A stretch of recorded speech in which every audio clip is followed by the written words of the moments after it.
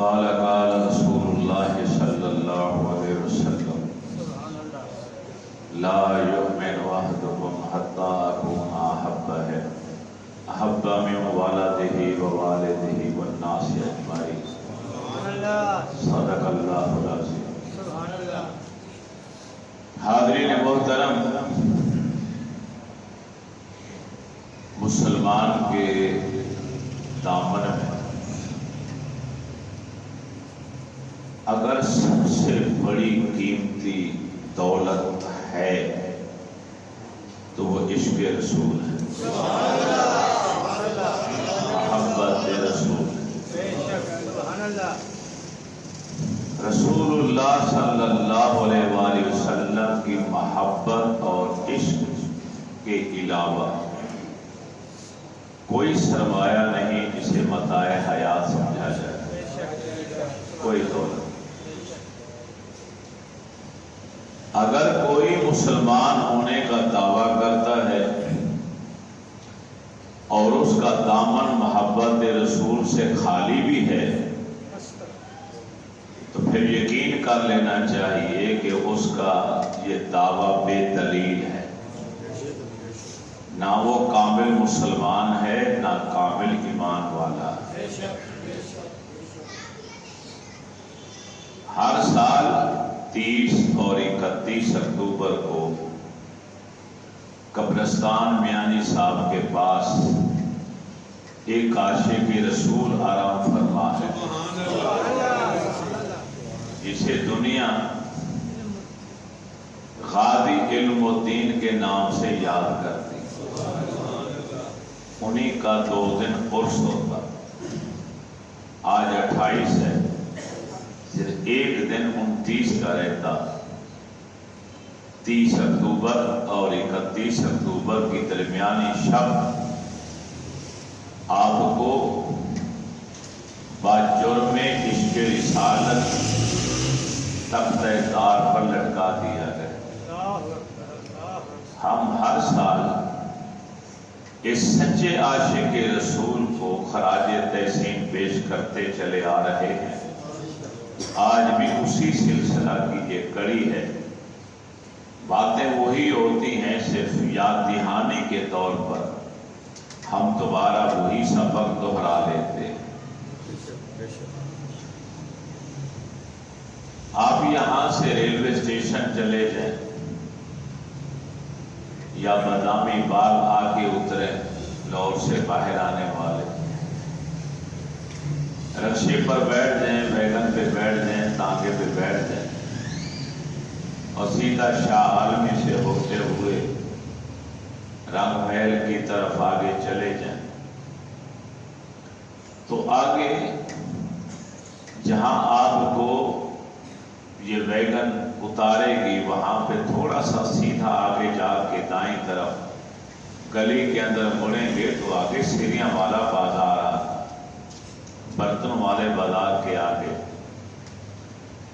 یا بھیڑ بکریوں کی خرید و فروخت ہوا کرتی تھی کسی زمانے میں، لیکن غازی صاحب کے قربان ہونے کے بعد یہ انسانوں کے سر فروش کرنے والا بازار بن گیا۔ بازار سرفروشاں کا نام دیا گیا۔ پہلے تھا سیریاں والا بازار، اب قیامت تک کے لیے اس کا نام بازار سرفروشاں، کہ حرمت رسول پر مسلمان اپنا سر کٹوانے کے لیے تیار رہتے ہیں، اور جس عاشق رسول نے سر کٹایا اس کا تعلق اسی بازار سے تھا۔ تالے مند والد ہیں جن کے ابا و اجداد میں بابا لہنا سنگھ، جس کا مزار پٹھانا پنڈ کے پاس بارڈر کے قریب ہے، یہ جہانگیر بادشاہ کے زمانے میں اس نے اسلام قبول کیا۔ اسی کی پشت میں 7ویں نمبر پر جا کے تالے مند کا نام آتا۔ پیشہ نجاری تھا، ترخان کا کام کرتے تھے۔ ان کے کچھ لوگ اسی بازار سرفروشاں میں رہتے تھے، کچھ خاندان کے لوگ خرادی محلے میں جا کے رہتے تھے۔ ان کا مکان یہیں پر تھا۔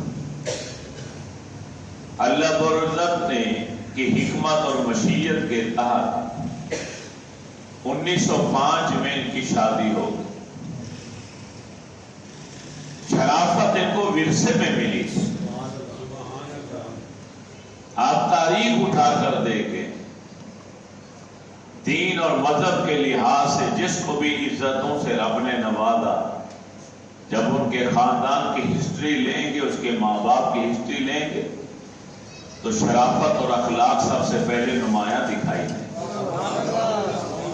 کیونکہ کسی کمینے کو رب یہ دولت دیتا ہی نہیں، کسی بد عقیدے کو رب محبوب کا عشق نہیں دیتا، یہ عشق دیتا ہی اسی گھرانے کو ہے جس گھرانے میں آنے والے بچے کی تربیت بھی اسلامی رنگ میں رکھی گئی۔ چنانچہ 1905 میں طالبان کی شادی ہو گئی۔ 1906 میں اللہ نے ایک جان سا بیٹا عطا فرمایا، محمد دین نام رکھا گیا اس کا۔ کیا نام رکھا؟ محمد دین۔ اور پھر یہ 1906 میں محمد دین آئے، اور 4 دسمبر 1908 کو رب العالمین نے یہ کرم کیا کہ والد کام کرنے کے لیے اوزار لے کے گھر سے نکلنے والے تھے کہ گھر میں آواز آئی، طالبان آج ٹھہر جاؤ۔ محمد دین کی والدہ کی طبیعت کچھ ٹھیک نہیں، یہ اشارہ تھا، سمجھ گئے، اوزار والا تھیلا رکھ دیا اور کمرے میں جا کے بیٹھ گئے۔ اللہ کا کرم ہوا کہ تھوڑی دیر کے بعد آواز آئی، محمد دین کے والد مبارک ہو، اللہ نے تجھے ایک اور بیٹا عطا فرمایا۔ اس بیٹے کا نام انہوں نے علم الدین رکھا۔ بڑا بھائی محمد دین، چھوٹا بھائی علم الدین، اور ایک بہن بھی رب تعالیٰ نے عطا فرمائی۔ 2 بھائیوں کی اکلوتی بہن، وہ بھی اللہ تعالیٰ نے انہیں نصیب فرمایا۔ یہ وہی سال تھا کہ جس سال افغانستان میں حبیب اللہ نے تعلیم کا سلسلہ جاری کیا، یہ وہی سال تھا کہ جب سلطان عبد المجید نے ترکوں کو پارلیمنٹ کی حکومت عطا کی، یہ وہی سال کا اخیر تھا کہ جس سال مرزا قادیانی بیت الخلاء میں حیضے کی حالت میں تڑپ تڑپ کے مر گئے۔ گستاخ رسول مر رہا ہے اور عاشق رسول آ رہا ہے۔ اس میں بھی حکمت تھی، میرے رب کی حکمت۔ ماں اپنے بچے کی تربیت اعلیٰ طریقے سے کرتی، قرآن کی لوریاں سناتی ہے اپنے لگتے جگر۔ محمد دین دوڑ رہا ہے، 2 سال بڑا ہے، اور علم الدین اپنی ماں کی آغوش۔ وقت گزرتا چلا جا، اچانک ایک دن کسی نے دروازے پر دستک دی۔ وہ فقیر تھا، مانگنے کے لیے سوالی بن کر آیا تھا۔ ماں علم الدین کو گود میں لے کے بیٹھی تھی، صدا آئی کہ اللہ کے نام پہ کچھ دے دو، تو علم الدین کو اٹھائے، اسے خیرات دینے کے لیے دروازے پر خیرات اس کے ہاتھ پہ رکھی۔ میرے پیارے نبی کا فرمان ہے صلی اللہ علیہ وسلم، آپ کا ارشاد گرامی ہے کہ جب کوئی کسی سوالی کو محتاج کے ہاتھ پہ کچھ رکھتا ہے تو سوالی کے ہاتھ میں وہ صدقہ بعد میں جاتا ہے، پہلے وہ رحمان کے ہاتھوں میں آتا ہے۔ ایک دن نبی علیہ السلام گھر تشریف لائے تو دیکھا مسلمانوں کی پیاری ماں بنت صدیق اکبر رضی اللہ تعالی درہم و دینار تھے کچھ، انہیں پانی میں دھو رہے ہیں، پانی۔ اللہ کے محبوب مسکرائے، فرمایا عائشہ، حمیرہ، پیار سے حمیرہ کہتے، نک نیم تھا، درہم و دینار کو دھو رہی ہو؟ عرض کرتے یا رسول اللہ صلی اللہ علیہ وسلم، میرے ماں باپ آپ پر قربان ہیں، آپ نے فرمایا تھا کہ صدقہ فقیر کے ہاتھ میں بعد میں جاتا ہے، پہلے اللہ کے ہاتھوں میں آتا ہے، تو یہ صدقے کے پیسے ہیں، میں نہیں چاہتی کہ میلے کچھ اہل رب کے ہاتھوں میں جائیں، میں نے پہلے دھو کے چمکا کے پاک صاف کر رہی، کہ کسی فقیر کو بھی دینے ہیں تو خوبصورت کر کے پاک صاف میل کچیل اتار کر چمکا کر دو، کیونکہ اس کے ہاتھوں میں بعد میں جانے ہیں، پہلے تو میرے رب کے ہاتھوں میں آنا ہے۔ تو یہ اپنی اپنی ایک محبت ہوتی ہے، اپنی اپنی ایک ادا ہوتی ہے۔ اللہ والے نے صدا لگائی،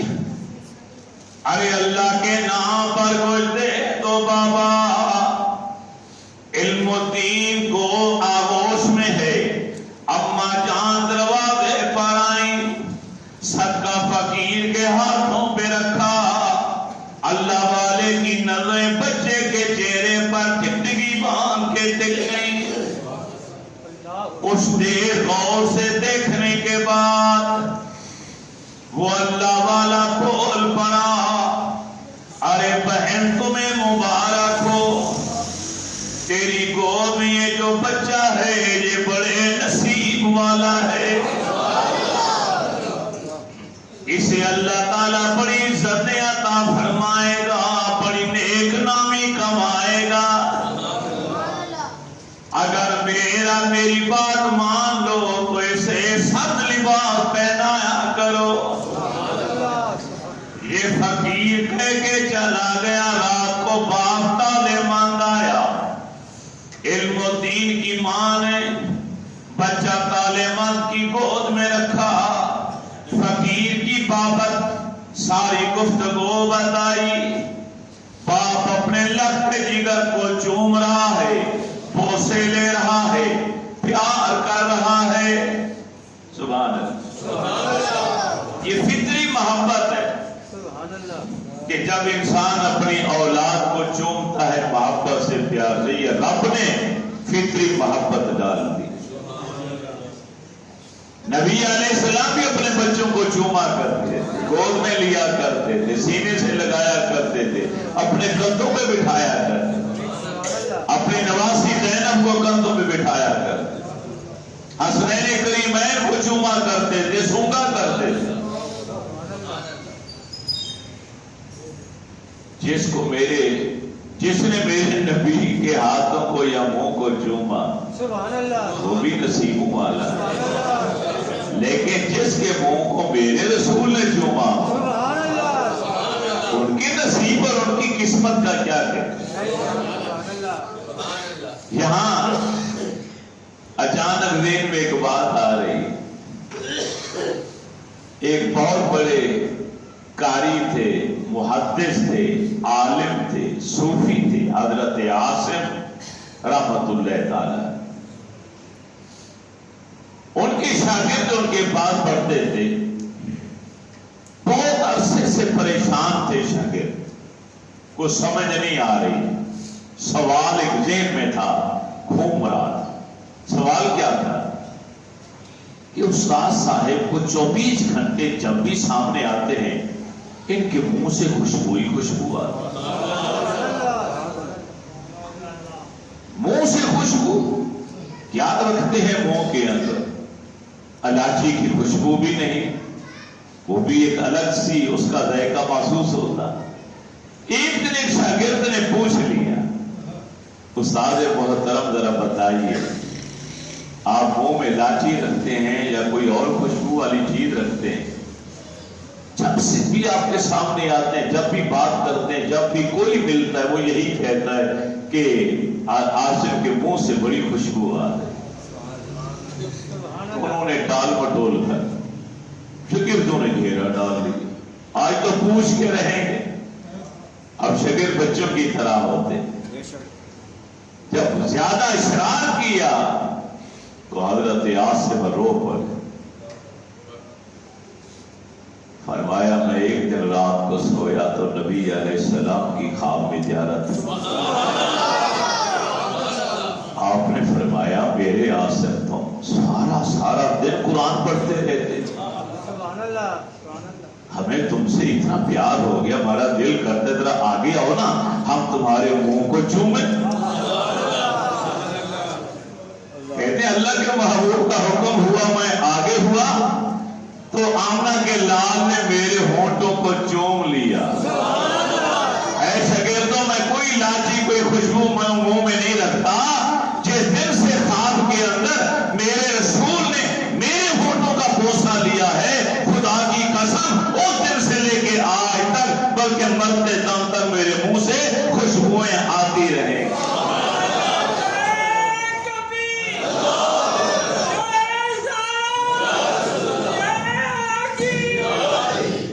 رات گزری صبح ہوئی، علم الدین کا والد طالع مند اوزار لے کر کام پر گیا، شام کو واپس آیا تو سخت کپڑے لے کر آیا کہ مظلوم اللہ والا جس کی دور اندیشی، جن کی نظر نے علم الدین کا کی جوانی کو بھی دیکھ لیا، انجام کو بھی دیکھ لیا، اس کی فرمائش پر ارے ماں نے کرتا سیا، ارے پجامہ سی کر علم الدین کو سب لباس پہنا دیا گیا۔ ابھی وقارے پوچھتے تھے ارے سبز کپڑے کیوں پہنا دیے گئے، تو ایک ہی جواب دیا کرتے تھے، ایک اللہ والا آیا تھا، وہ کہہ کر گیا کہ یہ بیٹا آپ کا بڑے نصیب والا ہے، بڑے مقدر والا ہے، بڑی نیک نامی پائے گا، بڑا قسمت کا ستارہ اس کا چمکے گا، ہمارے کہنے پر اس کو سب لباس پہنایا کرو۔ یہ اشارہ تھا، ارے سب لباس اسے پہنا دو، کیونکہ یہ سب گنبد پر نثار ہونے والا بچہ ہے۔ عزت رسول پر کٹ مرنے والا بچہ۔ ارے 6 اپریل 1929 سے پہلے کوئی بھی طالبان کو جانتا تک نہ تھا، علم الدین کے نام سے واقف تک نہ تھا، کوئی بازار سرفروشاں سریا والے بازار کو جانتا تک نہ تھا، چند عزیز، چند رشتہ دار، چند دوست، گلی والوں کے علاوہ کوئی نہیں جانتا تھا کہ ترخان طالبان یہاں رہتا ہے جس کا بیٹا علم الدین ہے، مگر حرمت رسول پر زندہ گواہی نے آپ کو وہ نیک نامی عطا فرمائی۔ اب قیامت تک کے لیے علم الدین کا نام بلند رہے گا، باپ طالبان کا نام بھی آئے گا، بھائی محمدین کا نام بھی آئے گا، سارے خاندان کو رب العالمین نے عزتوں سے نواز دیا۔ میرے رسول کی عزت، میرے رسول کی ناموس، میرے رسول کی حرمت پر جو اپنی جانوں کا نذرانہ پیش کرتا ہے، سبحان اللہ، اسے اللہ عزتیں دے۔ 1450 سال ہو گئے جو صحابہ اسلام پر، بانی اسلام پر قربان ہوتے رہے، ان کا نام آج بھی زندہ ہے۔ اور پھر قربان ہونے کے لیے کوئی عمر کی حد نہیں ہے، جذبہ ہے، جنون ہے۔ کالی کملی والے نے جہاد کا اعلان کیا، ہر گھر سے جوان تیار ہونا شروع ہو گئے، پورے تیار ہونا شروع ہو گئے۔ ایک گھر کے اندر کوئی مرد نہیں، کوئی جوان نہیں، کوئی بوڑھا نہیں، ایک عورت اپنی گود میں دودھ پینے والے بچے کو لے کر بیٹھی ہے، زاروں کا تار رو رہی ہے، یا اللہ میرا گھر محروم ہو گیا، تیرے نبی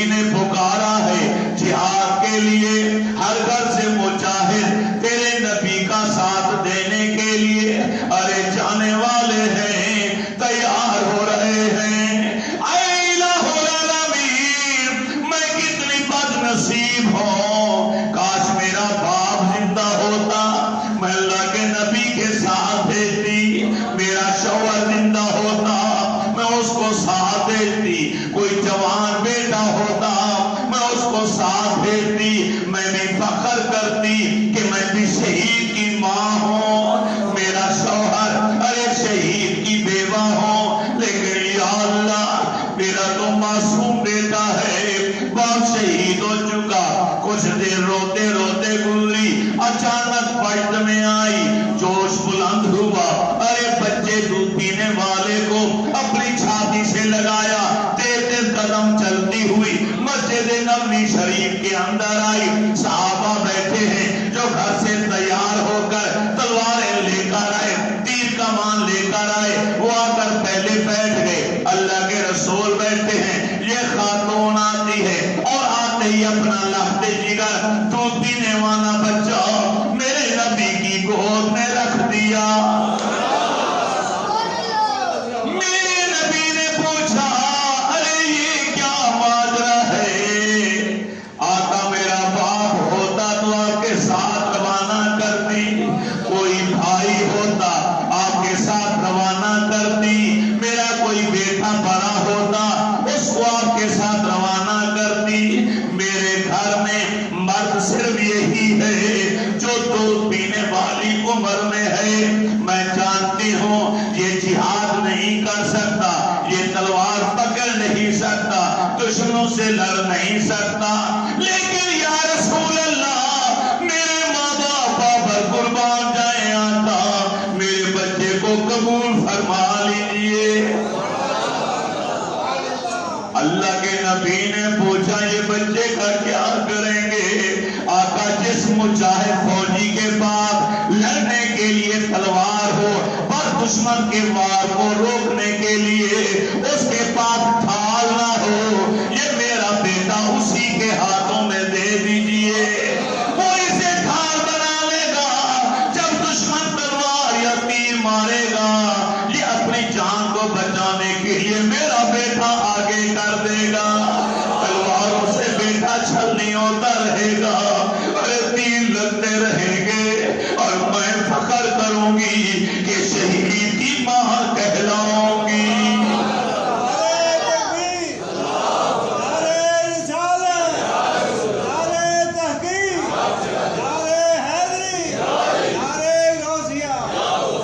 میں نے عرض کیا کہ قربان ہونے کے لیے میرے رسول کی حرمت پر، ناموس پر، عزت پر پہرا دینے کے لیے ارے عمر کی کوئی حد نہیں ہوا کرتی، جو جذبہ ارے جو اسلام پر اللہ کے نبی کی عزت پر قربان ہونے کا صحابہ کرام کے پاس تھا، صحابیات کے پاس تھا، ارے وہ کسی دور میں وہ جذبہ کسی کے اندر پیدا ہو ہی نہیں سکتا، لیکن میرے رب کو آج یہی منظور تھا کہ علم و دین ہنسی خوشی زندگی گزار رہا ہے، دوڑنے پھرنے کے قابل ہوا، محلے کی مسجد میں نازلہ قرآن پاک کی تعلیم کے لیے ڈالا گیا، مگر ذہن نے کام نہیں کیا، استاد نے چھٹی دے دی، یہ تو پڑھ نہیں پائے گا، اکبری گیٹ اندرون اکبری گیٹ وہاں بابا کالو قرآن پاک نازلہ پڑھانے کے لیے بڑا مشہور تھا، اور بابا کالو کے پاس لایا گیا، کئی دنوں کے بعد اس نے بھی چھٹی کرا دی، یہ پڑھ نہیں پائے گا، یہ تو پیشہ ہی اپنا نجاری والا اختیار کرے گا، آخرکار جب وہ کام کاج کے قابل ہوا تو باپ تالے مند بھی اسے اپنے ساتھ لے جانے لگے، جب ترخانوں والا کام اس نوجوان نے سیکھ لیا تو باپ نے الگ کام لے کر دینا شروع کر دیے، الگ الگ کام ملنا شروع ہو گئے، آج صبح کام پر گئے، ماموں کے گھر ماموں کی بیٹی کے ساتھ سگائی بھی ہو چکی ہے، منگنی بھی ہو چکی ہے، خوشی خوشی علم و دین صبح کام پر گیا، ارے شام کو غروب آفتاب کے بعد جب واپس آتا ہے، ارے کیا دیکھتا ہے کہ راستے میں ایک جگہ کے اوپر لوگوں کا ہجوم ہے، مقررین تقریریں کرنے میں لگے ہوئے ہیں، پڑھا لکھا تو تھا نہیں، کوئی تقریر سمجھ میں نہ آئی، صرف منظر دیکھتا ہے رہے، ادھر بھی لوگ رو رہے ہیں، ادھر بھی لوگ رو رہے ہیں۔ آخر میں پنجابی ایک مقرر آیا جس نے پنجابی میں آ کے تقریر کی، اس کی باقی تقریر تو قوت سماع سے نہ ٹکرائی، صرف 2-3 جملے علم و دین کے قلب میں اتر گئے، دل جگر میں اتر گئے، جا کے ہلچل مچا دی۔ اور پنجابی شاعر کا کہنا تھا، اے غیور مسلمانوں، اے اٹھو میدان میں آؤ، راجپال واجب القتل ہے جس نے کتاب شائع کر کے کروڑوں مسلمانوں کے مذہبی جذبات کو مجروح کر کے رکھ دیا۔ ارے آپ بھی نہیں اٹھو گے تو کب اٹھو گے؟ راجپال واجب القتل ہے، اپنی جانوں کا نذرانہ پیش کر دو اور راجپال کو جہنم میں پہنچا ڈالو۔ یہ جملے سنیں، یہی دماغ میں بار بار ٹکراتے رہے۔ ارے تھیلا پکڑا گھر واپس آیا، ابھی امین بھولے کی دکان کے قریب ہی پہنچے، گھر سے کوئی فاصلے پر دودھ دہی بیچنے والا امین بھولے والا باپ کا یار ہے، وہاں جگری یار شیدہ بھی کھڑا ہے، وہ گلے ملا، ارے شیدے یہاں پہ رک جانا، میں ابھی آتا ہوں، بڑی اہم بات ہے، بڑا اہم مشورہ تیرے ساتھ کرنا ہے۔ علم و دین سیدھا تیزے چلتا ہوا اپنے گھر کے اندر پہنچا، ابا جان بیٹھے ہیں، والدہ بیٹھی ہیں، السلام علیکم کہا، ارے سامان رکھا، اوزار رکھے، تھیلا رکھا، ماں نے آواز دی، ارے بیٹا کھانا تیار ہے، اماں ٹھہر جا، میرا یار سیدھا باہر کھڑا ہے، چچا امین بھولا دکان والے کے پاس، اس سے ضروری بات کرنی ہے، مل کے واپس آتا ہوں۔ ارے تیز قدم چلتا ہوا، ارے شیدے کے پاس آیا، شیدے کو ساتھ لیا، لوہاری کی طرف آ نکلے اور ایک جگہ بیٹھ کر شیدے کو ساری کہانی سنائی۔ شیدہ کہتا ہے، علم دین میں بڑی دیر سے تیرا منتظر تھا، اتنی دیر ہوگی انتظار کرتے ہوئے، ارے کہاں رہ گئے تھے اے میرے جگری یار، ارے کہاں پر تو میں وقت پر آ گیا تھا، لیکن ایک جلسہ میں نے دیکھا، لوگ کھڑے تھے، علماء تقریریں کر رہے تھے، باقی باتیں تو ذہن میں نہیں رہی، ایک جملہ ہے جو بار بار قوت سماع سے ارے ٹکرا رہا ہے۔ ایک عالم نے یہ کہا کہ راجپال واجب القتل ہے، اپنی جانوں کا نذرانہ پیش کر دو اور اس گستاخ رسول کو جہنم پہنچا دو۔ شیدے نے ہاتھ پکڑا، آگے گو جگری یار تھا، اس کو ساتھ لیا، آئے بھاٹی گیٹ کی طرف، تو اس کی زبانی معلوم ہوا کہ جس راجپال نے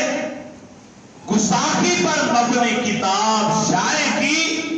وہ اسی پرانی انارکلی میں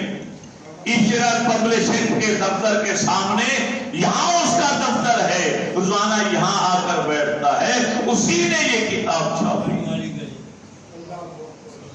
علم و دین گھر واپس آ گیا، سو گیا، کھانا کھانے کو جی نہیں کرتا، ارے رات آدھی بیت گئی، آدھی رات باقی ہے، سر کی آنکھیں بند ہوئی، مقدر کی آنکھیں کھل گئی، سب لباس میں ملبوس ایک اللہ والا آیا، آگے کہتے علم و دین اور سستی نہ کر، کائلی چھوڑ دے، ابھی تک سو رہا ہے، یہ کام بیٹا تو نہیں انجام دینا ہے، چار راجپال کو جہنم میں پہنچا،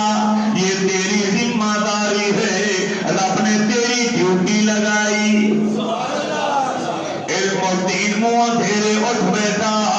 سارا جل پسینے سے شرابور ہے، ابھی فجر ہونے والی ہے، منہ اندھیرے گھر سے نکلا، سیدھا شیدے کے دروازے پر جا کے دستک دی، گھر والے حیران ہو گئے، شیدہ باہر نکلا، حیران ہو گیا، ارے اس وقت تو کبھی نہیں آیا، آج کیا جلدی پڑ گئی، منہ اندھیرے اٹھ کے چلے آئے ہو، اس کا ہاتھ پکڑا اور آئے بھارتی دروازے کے بعد کھلے میدان میں آ کر بیٹھ گئے اور باتیں کرنی شروع کر دی۔ علم و دین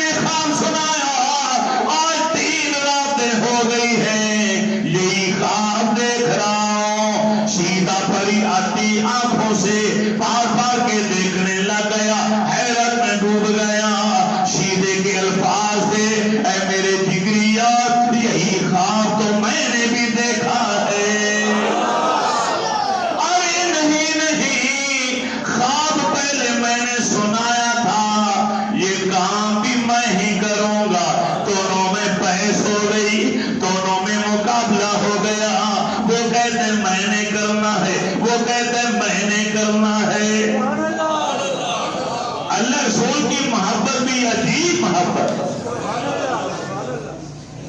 ہمارے سرائکی علاقے میں دو باپے آپس میں لڑ رہے, بزرگ باپے سفید داڑھیوں والا, بحث کرتے کرتے لڑ پڑے. اس نے اس کو تھپڑ دے مارا, اس نے اس کو تھپڑ دے مارا. لوگ حیران ہو گئے کہ باپے ہیں, بزرگ ہیں, ایک دوسرے کے منہ پہ تھپڑ. جب قریب آئے, چھڑایا, پتہ کیا معاملہ کیا ہوا, تو پتہ چلا وہ کہتا ہے رب میرا ہے, وہ کہتا ہے نہیں رب میرا ہے. رب سے محبت کا, دیہات میں رہنے والے دیہاتی ہیں, پیڑو لوگ ہیں, ان پڑھ ہیں, کوئی علم نہیں دنیاوی اور دینی, مگر اپنے رب سے محبت کا یہ انداز. بھیڑ بکریاں چرانے والا ایک صحابی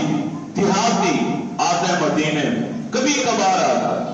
اور جب بھی آتا تھا یہ سوال کرتا تھا صحابہ سے, بتاؤ اللہ کے نبی کے اوپر اللہ کا کون سی آیت اتری. صحابہ سنا دیتے تھے, وہ یاد کر لیتا تھا. آج پھر وہ بکریوں کو ہانکتا ہوا پہنچا, صحابہ چند بیٹھے تھے, اس نے پوچھا بتائیے, تو صحابہ نے بتایا کہ اللہ تعالیٰ کا حکم آیا ہے کہ اللہ نے قسم کھا کے یہ بات کہی. وہ غصے میں آ گئے, جلال میں آ گئے, ڈنڈا ہاتھ ایسے اٹھا, مجھے بتاؤ ارے ہے وہ کون جس کو سمجھانے کے لیے میرے رب کو قسم کھانا پڑی, اور چھوٹا ماروں گا اس کے سر میں, میرے رب نے قسم کھائی اسے سمجھانے کے لیے. یہ محبت کا اپنا انداز ہے. تو محبت رب سے ہو یا رب کے حبیب سے, وہ اپنا الگ رنگ رکھتی ہے, اس کا الگ ذائقہ ہے, الگ مہک ہے, الگ خوشبو ہے. نبی علیہ السلام کے دو صحابی ہیں, میدان جنگ میں لڑائی ہو رہی, ایک نے دوسرے کا ہاتھ پکڑا, کونے میں لے, کہنے لگے ہو سکتا ہے ہم شہید ہو جائیں, یا ہو سکتا ہے غازی بن جائیں, اور دعا کر. ایک ہے حضرت عبداللہ, ایک ہے حضرت سعد. حضرت سعد نے دعا مانگی, عبداللہ نے آمین کہی. دعا کے اندر مفہوم یہ تھا,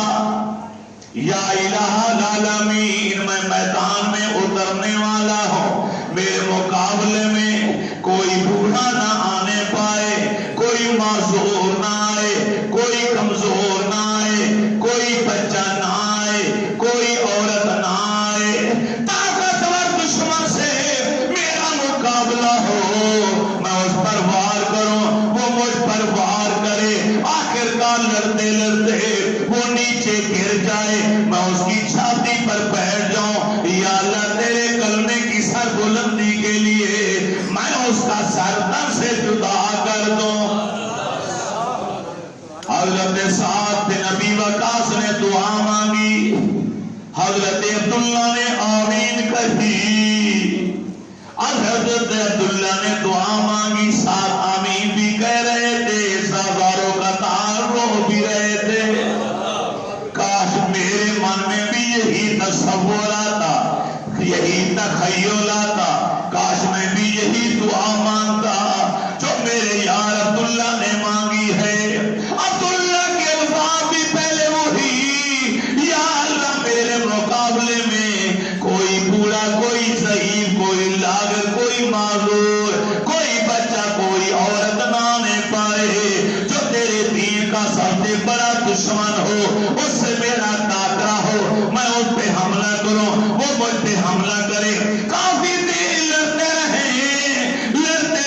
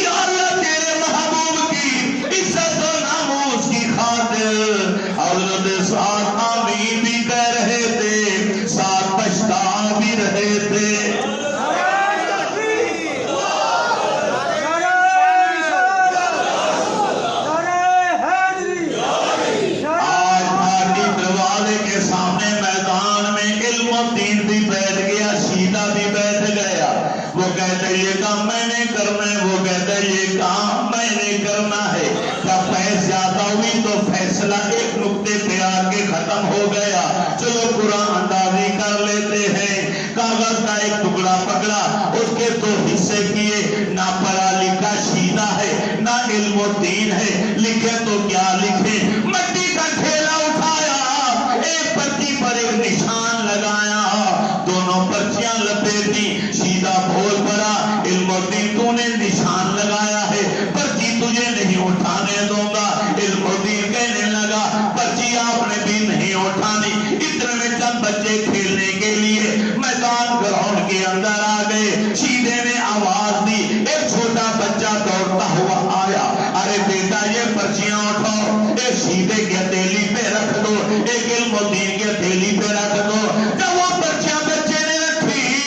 جو نشان زدہ پرچی تھی وہ علم و دین کے ہاتھ میں آئی۔ شیدہ بول پڑا میرے جگری یار ایسا نہ کر، ایک بار پھر قرآن دادی کرتے ہیں، دوسری بار قرآن میں بھی علم و دین کا نام نکلا۔ آخری فرمائش کی جگری یار نے، آخری بار، ارے 3 بار قرآن دادی ہوتی ہے، آخری بار قرآن دادی کر دو۔ جب تیسری بار قرآن میں علم و دین کا نام نکلا، فرد محبت میں آگے بڑھ کر شیدے نے اپنے یار کے ماتھے کو چومنا شروع کر دیا۔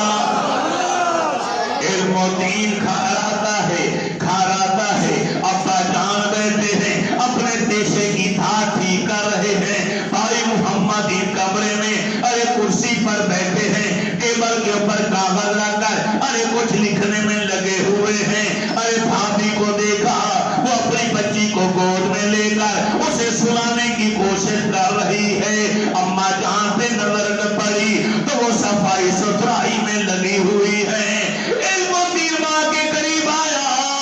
اما جان آج دل کرتا ہے گڑ والے میٹھے چاول کھلائیے۔ ماں نے کہا بیٹا ٹھہر جا،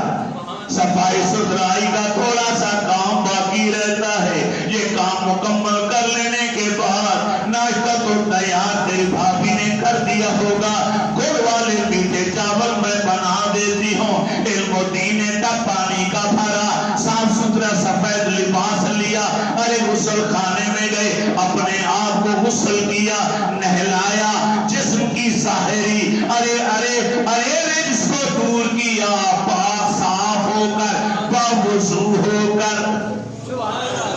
پاک صاف لباس پہن کر علم و دین خوشبو عطر لگاتا ہے۔ آج دولہا بننے جا رہا ہوں، آج ایک ہی لمحے میں میرا ایمان کہتا ہے، میرا عشق کہتا ہے، علم و دین ان خوش نصیبوں میں سے ایک تھا کہ جس نے اپنا ایک قدم پرانی انارکلی میں رکھا تو دوسرا قدم جنت الفردوس میں رکھا۔ علم و دین نے تو لگایا، اپنے آپ کو دولہا بنا کے تیار کیا، بجان کے پینتی کی طرف آ کر بیٹھ گئے۔ ماں ناشتہ لے آئی، گڑ والے میٹھے چاول کھائے، اور اٹھتے ہوئے ہر روز عادت تھی اپنی بھابھی کے پاس آ کر ایک آنا مانگا کرتے تھے، بھابھی ایک آنا دیجئے، ایک آنا لے کر جاتے تھے۔ آج بھابھی کے کانوں میں آ کر کہا، ارے بھابھی صاحبہ آج مجھے 4 آنے چاہیے، ایک آنا نہیں 4 آنے دیجئے۔ بھابھی نے حیرت سے دیکھا، مسکرا دی اور 4 آنے اٹھا کر علم و دین کے ہاتھ میں رکھ دیے۔ علم و دین باہر آیا، اپنی جیب میں ہاتھ ڈالا، جو کئی دنوں سے کھایا کچھ نہیں تھا، ایک ایک آنا جمع کرتے چلے آ رہے تھے، ان کی گنتی کی تو 12 آنے، 4 آنے بھابھی نے دیے، 16 آنے پورے ہو گئے، 1 روپیہ پورا ہو گیا۔ علم و دین پیدل چلتے چلتے گمتی بازار آیا، آرام کی دکان پر چاقو اور چھریاں رکھی ہوئی ہیں، ترخان کا بیٹا ہے، ایک چھری پر نظر ٹک گئی، اس نے رقم پوچھی، آرام نے کہا 1 روپیہ 16 آنے اس کی قیمت ہے، جیب میں ہاتھ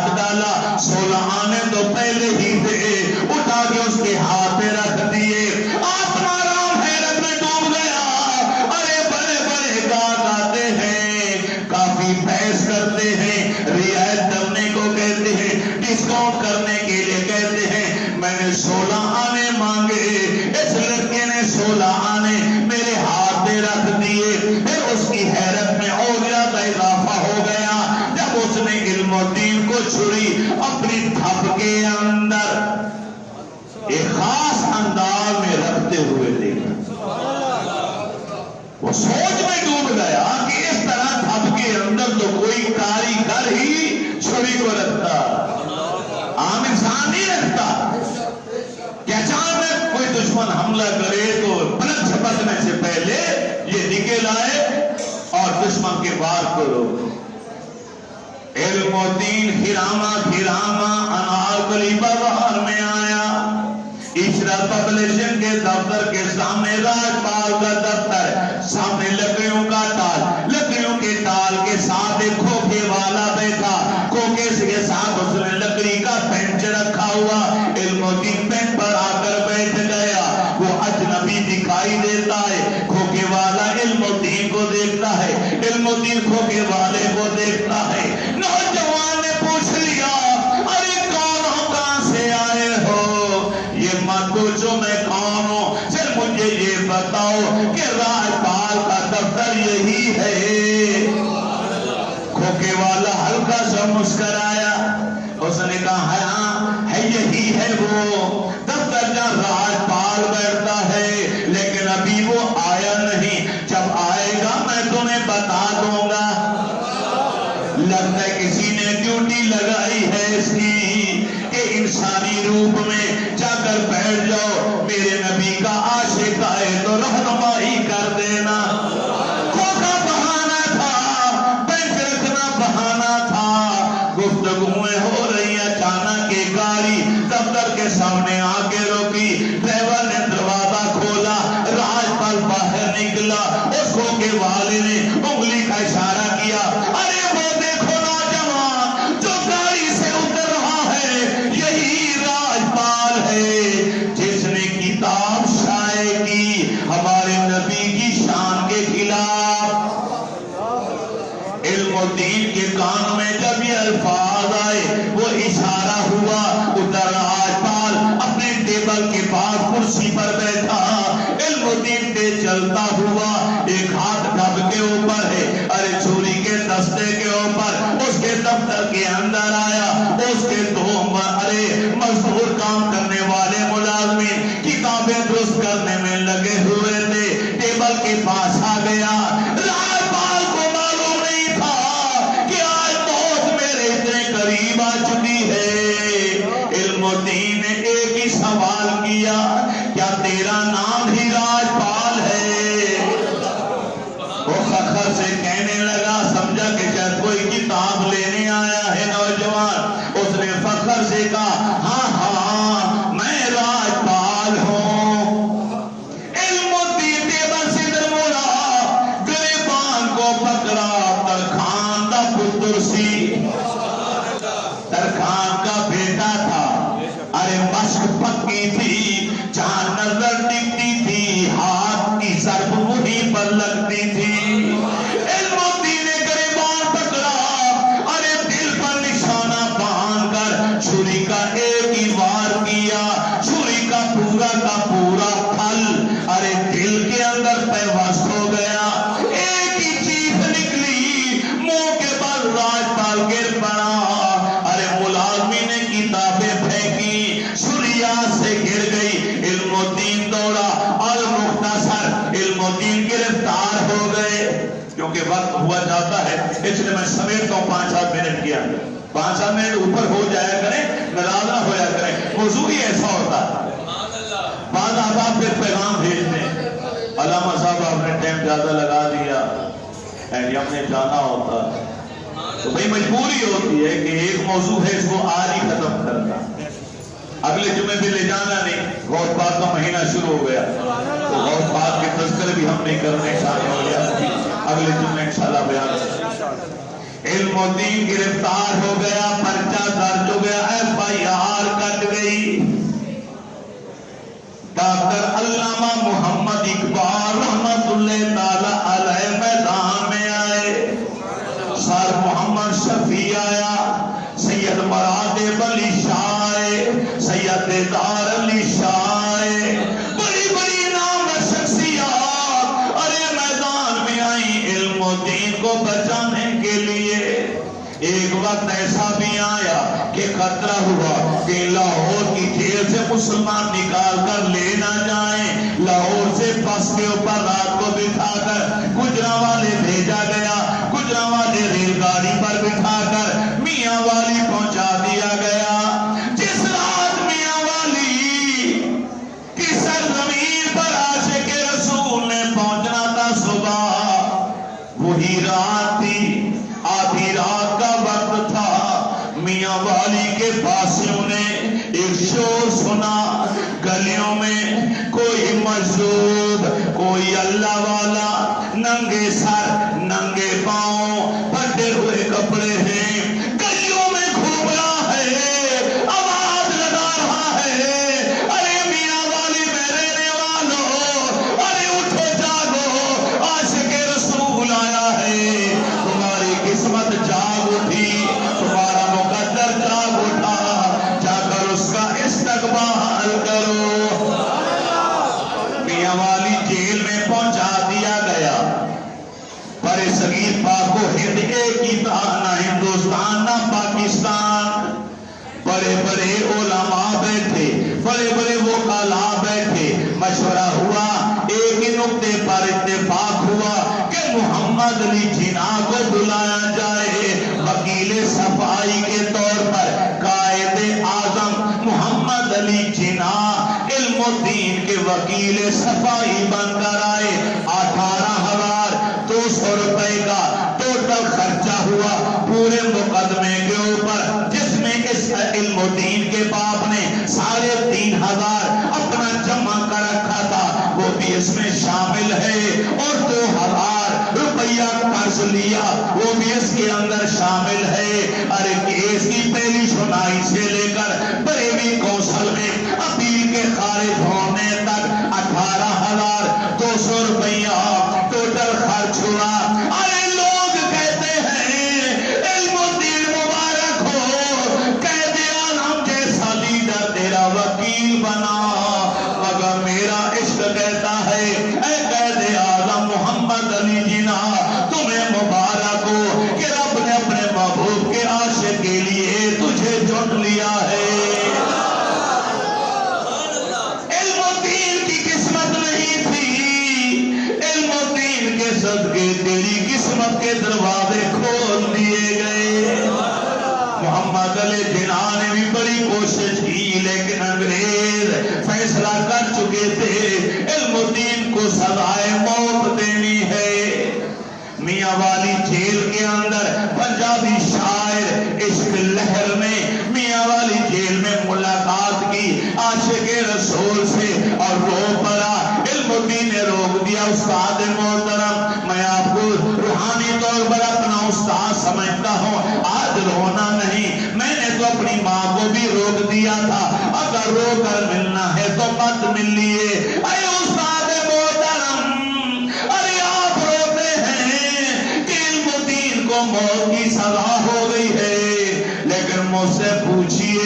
خدا کی قسم جو نظارے میں دیکھ رہا ہوں، اگر ایک نظارہ بھی آپ دیکھ لیتے تو آپ کا من چاہتا کہ علم و دین کی جگہ پر مجھے تار پہ لٹکا دیا۔ نواب دین گواہی دیتا ہے، سپاہی ہے، والد طالبان بھی میاں والی پہنچ گیا۔ دروغہ جیل اکبر نامی مسلمان تھا، علم و دین کے والد اس کے پاس جا کے ٹھہرے، سینکڑوں کی تعداد میں ارے لوگ وہاں پہ پہنچ گئے، میاں والی کے پاس ہی آ گئے۔ 30 اکتوبر 1929 ماں آئی، باپ آیا، بہن آئی، بھائی آئے آخری ملاقات کرنے کے لیے۔ علم و دین نے اپنے مٹکے سے پانی بھر کر سب کو پلایا اور سب کو پانی پلا کر کہا بولیے بتائیے اس پانی کے پینے سے کلیجے میں ٹھنڈ پڑی ہے کہ نہیں؟ سب نے کہا ہاں ہاں کلیجہ ٹھنڈا ہو گیا۔ اماں جان خیال کرنا، مجھ پہ آنسو نہ بہانا،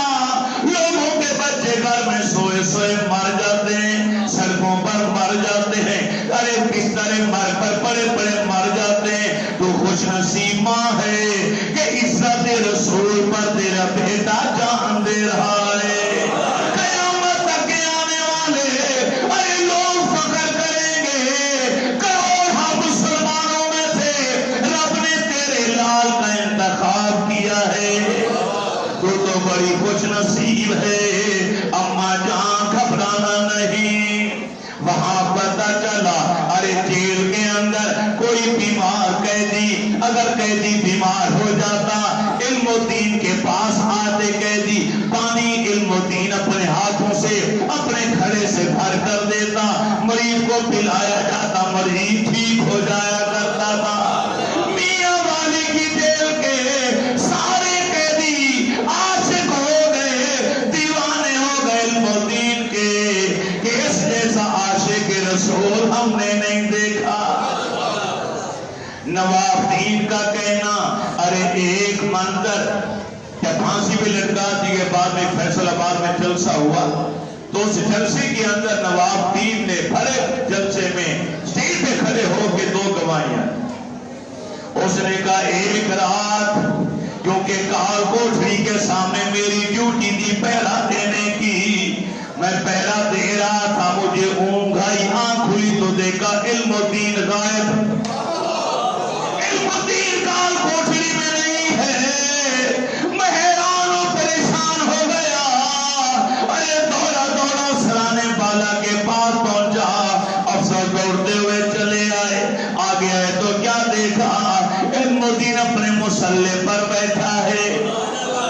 ایک سبز کپڑے پہنے ہوا بزرگ اس کے سر پہ ہاتھ رکھ کے کھڑا ہے، ایک آواز ہلکی سی آئی بیٹا گھبرانا نہیں، نور کی کرنیں تھی جو آسمانوں سے چھپ چھپ کر چھت کو پھاڑ کر علم الدین کو نور علی نور بنا رہی تھی۔ وہ افسران بالا چلے گئے، نواب دین کہتے میں علم الدین کیا کہ ہاتھ باندھ کے کھڑا ہو گیا، علم الدین تجھے واسطہ ہے اس نبی کا جس نبی کی عزت کی خاطر تو تخت دار پر صبح چڑھ جانا ہے، یہ راز ارے قبر میں نہ چلا جائے، اور اتنا تو بتا دے وہ سب لباس والے کون تھے اور تو غائب کیسے ہو گیا،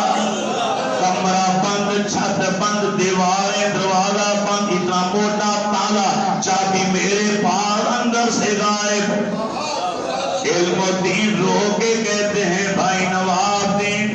میں تو اپنے ذکر اذکار میں لگا تھا، زندگی کی آخری رات درود ہی پڑھنے میں لگا ہوا تھا، مولا علی شیر خدا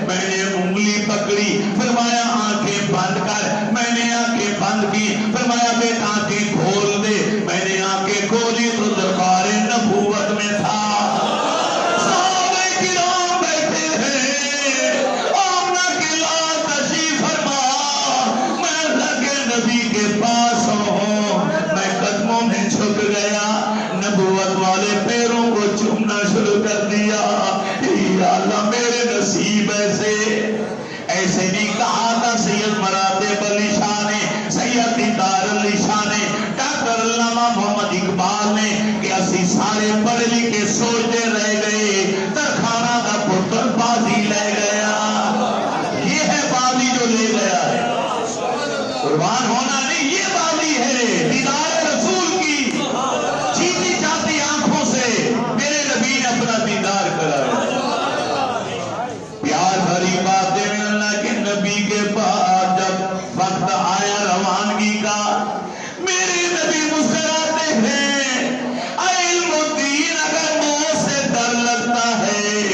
ہمارے پاس ہی رہ جا، تجھے کوئی نہ مل پائے گا، نہ تلاش کر پائے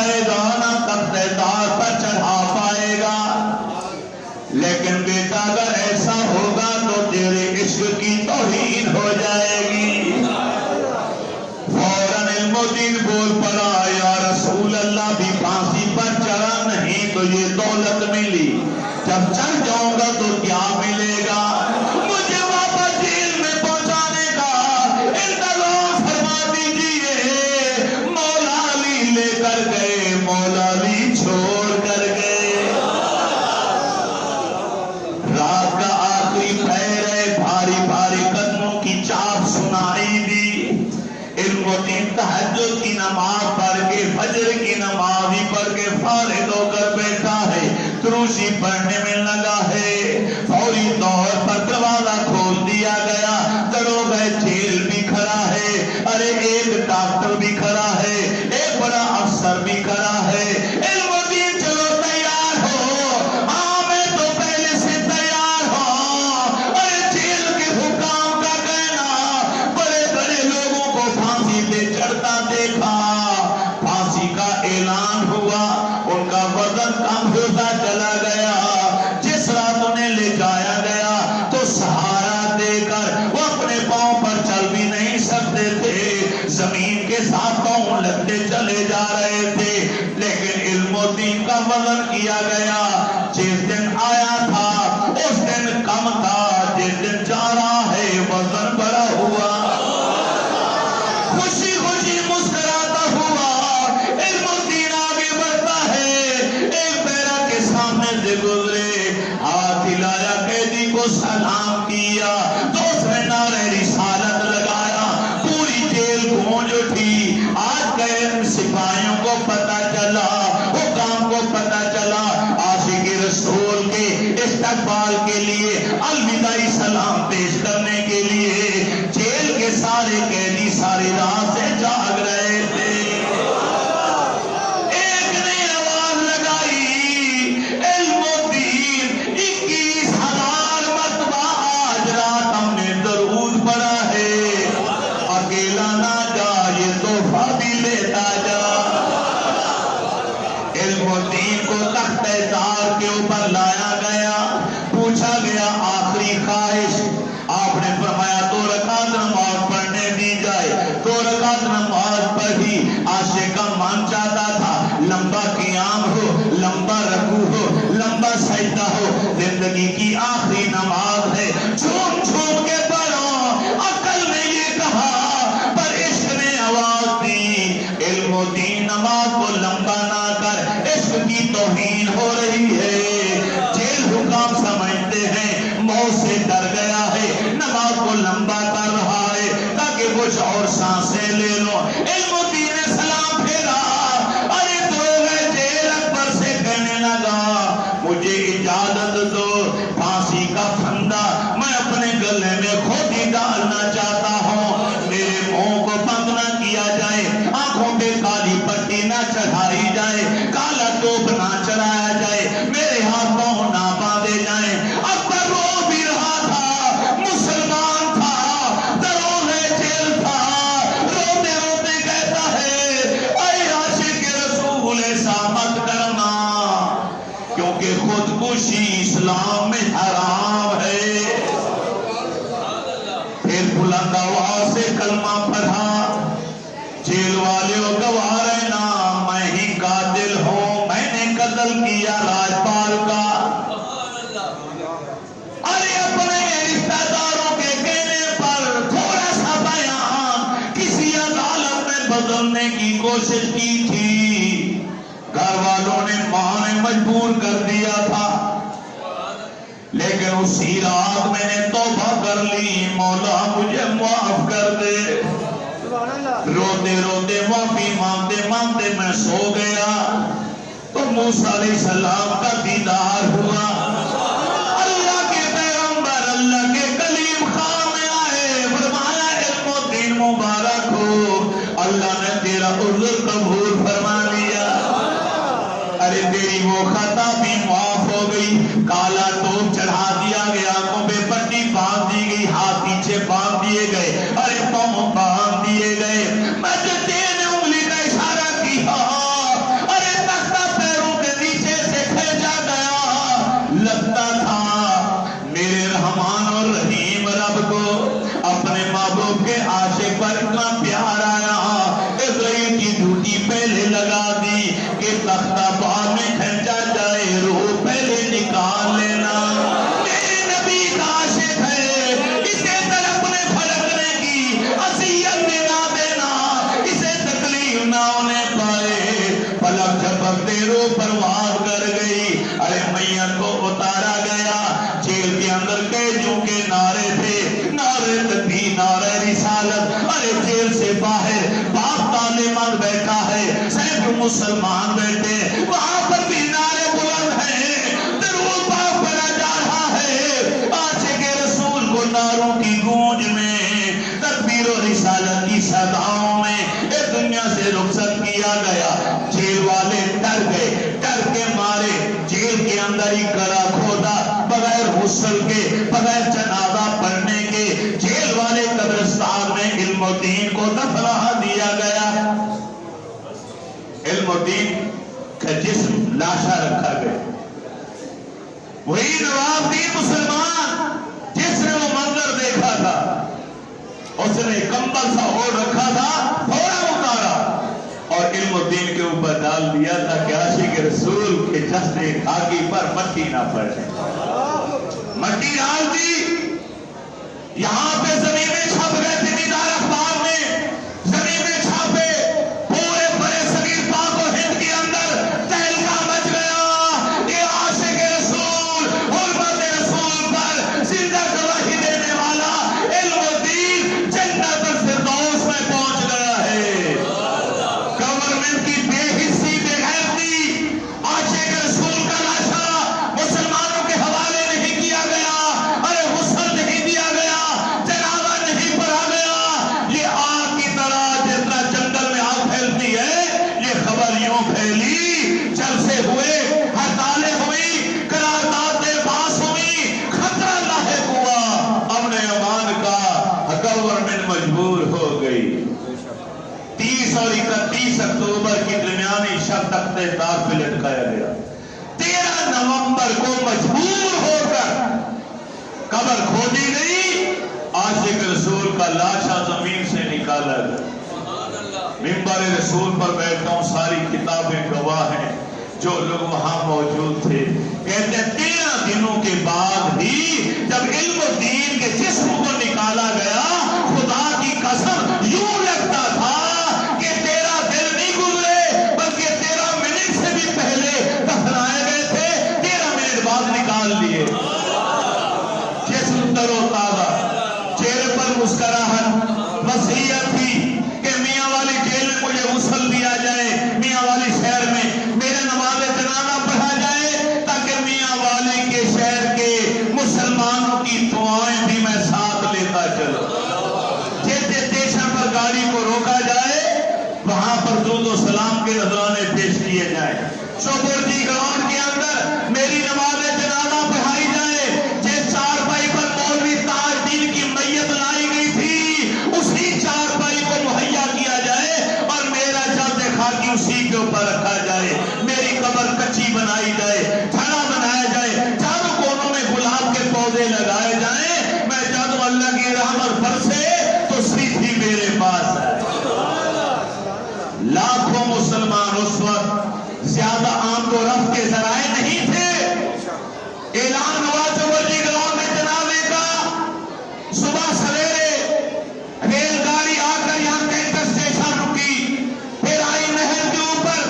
جہاں کیمپ جیل قریب ہے وہاں پہ گاڑی کے اوپر رکھا گیا سید مراتب علی شاہ گیلانی سید آل رسول خصوصی طور پر خوشبودار لکڑی کا صندل کا تابوت بنا کر لائے تھے اس کے اندر روئی رکھی جست رکھی روئی رکھی نرم گدے تکیے رکھے اور پھولوں کی چادر بچھائی اور عاشق رسول کو اپنے ہاتھوں میں لے کر اس لکڑی کے صندوق میں رکھا گیا اور پھر چوبرجی گراؤنڈ لایا گیا اس دور میں جب آنے جانے کے لیے کوئی زیادہ انتظام نہیں ہوتا تھا 6.25 لاکھ سے زیادہ مسلمان تھے جنہوں نے آپ کی نماز جنازہ میں شرکت والد سے پوچھا گیا کہ جنازہ کون پڑھائے والد نے کہا تھا کہ علامہ اقبال کو میں اختیار دیتا ہوں کہ جس کا ہاتھ پکڑے مصلے پہ لا کے کھڑا کر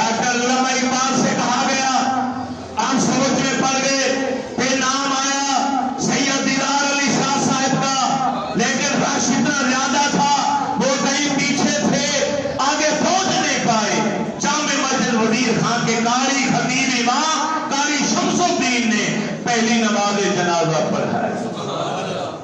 قبرستان میانی صاحب میں جہاں عاشق رسول لیٹا ہوا ہے، قبر تیار ہو چکی تھی۔ والد آیا قبر کو دیکھنے کے لیے، سر سے لے کر پاؤں تک عاشقوں نے عاشق کے باپ کو گلاب کے پھولوں سے لاد کے رکھ دیا۔